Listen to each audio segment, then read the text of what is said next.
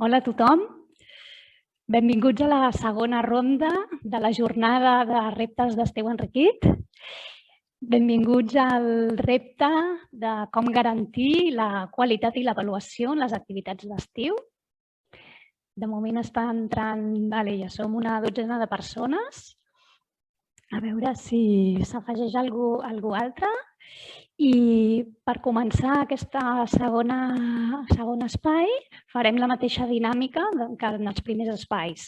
Donarem veu al Miquel Àngel Essomba durant uns 10 minuts i després obrirem micros perquè tothom pugui participar, aportant solucions, aportant reflexions o aportant eines que tingueu o que utilitzeu pel treball de la qualitat i l'avaluació. També us recordo que teniu accés a un document compartit on tothom pot afegir les seves reflexions, les seves eines o les grans conclusions que s'extreguin d'aquí.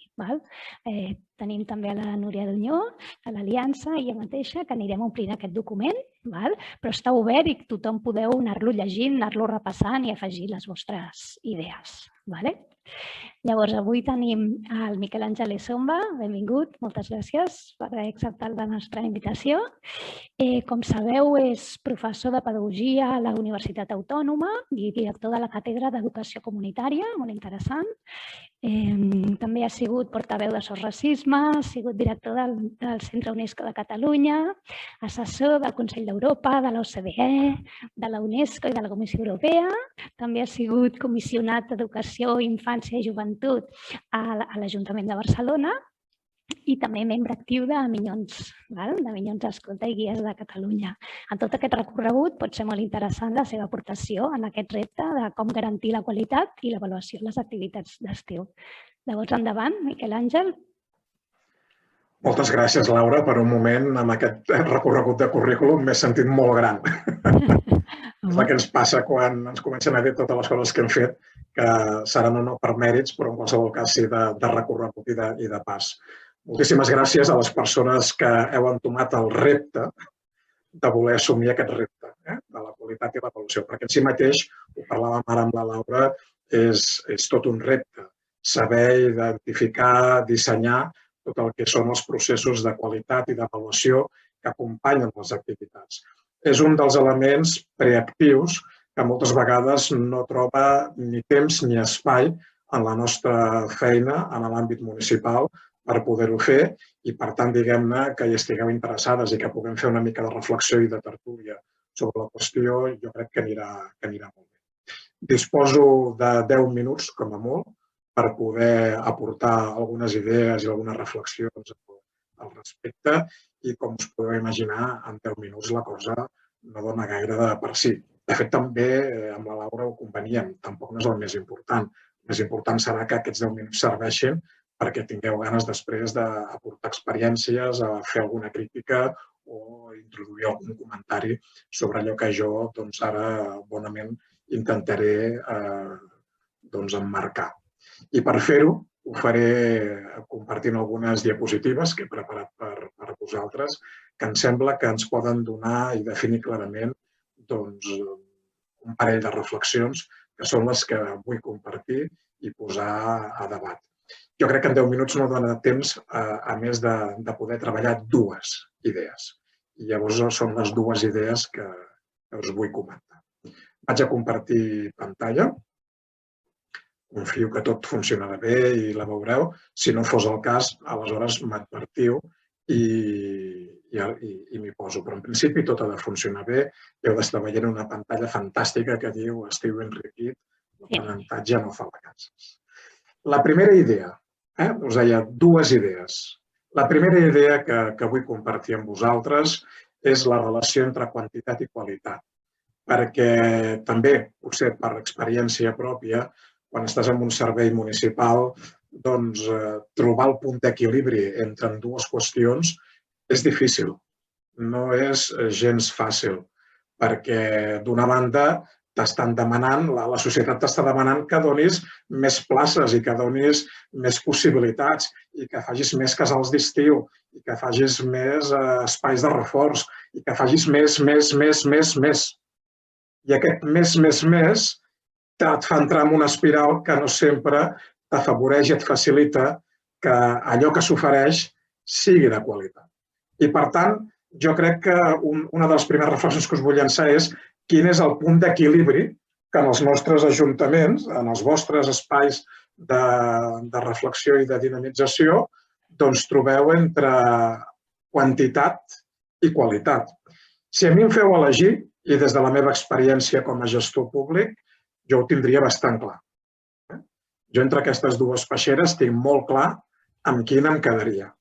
Perquè la veritat és que, si més no, l'experiència el que m'aporta és que la quantitat, si no va acompanyada de qualitat, s'escola en el temps. És una flor d'estiu. És molt important i molt significativa, molt interessant sobre aquell moment, però no genera petjada. No genera un efecte d'arrelament sobre la pròpia realitat social.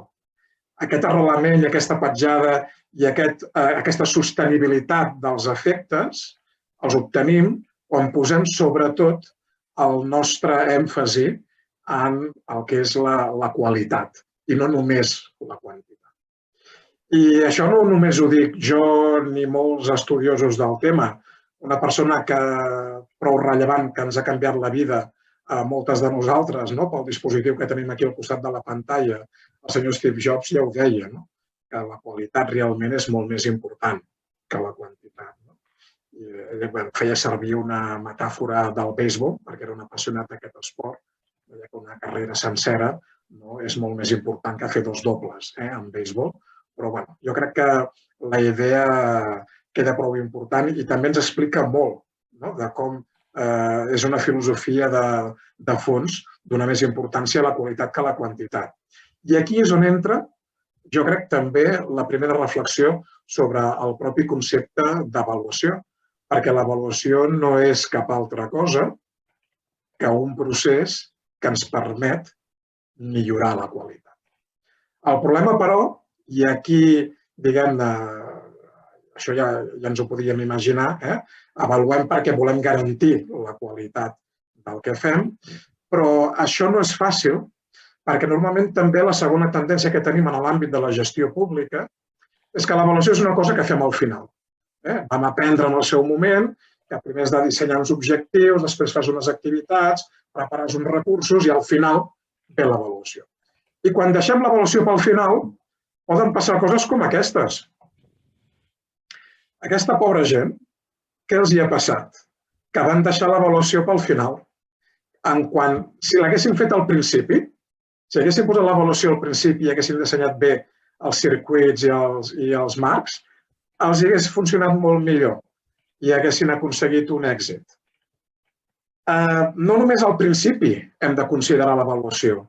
Durant el procés de realització de les activitats també és important, perquè quan estem realitzant les activitats, gent diversa, tenim mirades diverses i poder-ho compartir i contrastar-les ens ajuda realment a poder garantir certament que estem avançant en la bona direcció, en el bon camí, que el procés està sent de qualitat. Lògicament, la qualitat l'hem d'avaluar també en el final dels processos, quan s'acaben les activitats. Una cosa no treu l'altra. El llegir no fa perdre l'escriure. I, per tant, s'ha d'avaluar al final, hem de mirar els resultats. Perquè quan acaba una activitat, tothom veu el que vol veure. Hi ha qui veu persones tocant saxos, hi ha qui veu cares d'antics rockers. Per tant, és important també valorar-la. Però no només quan acaben les activitats.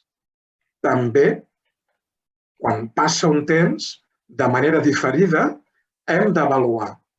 Perquè si no avaluem els impactes i la sostenibilitat de les accions que fem, correm el risc de caure en el càstig del vell Sísif, que el pobre va intentar ajudar a les persones, als éssers humans, aportant-los al foc. Entre d'altres, hi ha tanta gent que va intentar portar el foc i els déus es van enfadar i el van condemnar a pujar una roca durant una muntanya constantment i just abans d'arribar al cim, els déus li feien caure la roca i li exigien tornar-la a pujar.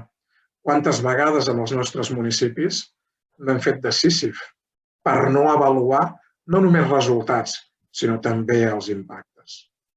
En definitiva, i aquí us deixo la xuleta, quan avaluem? Doncs avaluem de manera constant i permanent. Avaluem abans de començar les activitats, el que denominem l'avaluació diagnòstica, preguntem-nos quant de temps dediquem a l'avaluació diagnòstica. Lògicament, durant el procés de les activitats d'estiu, també hem d'avaluar, no només amb la fitxa diària, sinó també de manera qualitativa, agafant inputs de com funcionen les coses.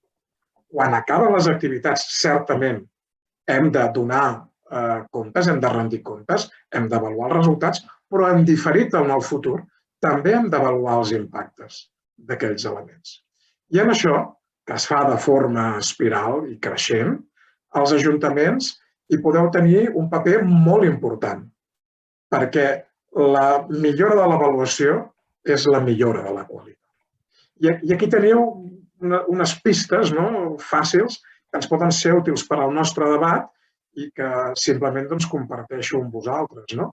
La importància que en el diagnòstic, sobretot, compartim objectius, que no siguin els objectius de l'Ajuntament o de l'entitat en qui hem delegat la licitació que marquen els objectius de l'estiu enriquit, sinó que sigui una dimensió comunitària de compartir els objectius en aquest sentit. Que en el marc del procés d'avaluació del que passa durant les activitats d'estiu hi participi tothom. No sigui una qüestió només de les tècniques o els tècnics. Que les famílies també tinguem l'habilitat de saber què en pensen de com funcionen les coses. I que els mateixos infants o adolescents i joves als quals adrecem aquestes activitats també puguin dir-hi la seva. Que, lògicament, quan arribem al final de les activitats d'estiu, desenvolupem processos reflexius sobre els resultats. No només que sapiguem quins resultats hem tingut, sinó per què hem obtingut aquests resultats i no uns altres. I, lògicament, des de la lògica d'impacte, que ens preguntem al cap d'un temps si realment hem aconseguit sostenir tot allò que havíem de fer o ha estat simplement, com dèiem, flor d'estiu. Preguntem-nos-ho i us agraeixo que m'hàgiu escoltat aquests 10 minutets per intentar com emmarcar una mica reptes que realment ens apareixen a l'hora de situar i enfocar l'avaluació com un instrument de millora de la qualitat. Sincerament, crec que a l'àmbit del programa Estiu Enriquit, en el context de la gran estratègia Educació 360, ens dona com moltes pistes per poder-ho fer i ara, jo sense més, Laura, sincerament, crec que la paraula la teniu totes i tots vosaltres i som-hi, parlem-ne, plantegem què en penseu d'aquests reptes i enriquim la nostra reflexió sobre l'Estiu Enriquit. Gràcies.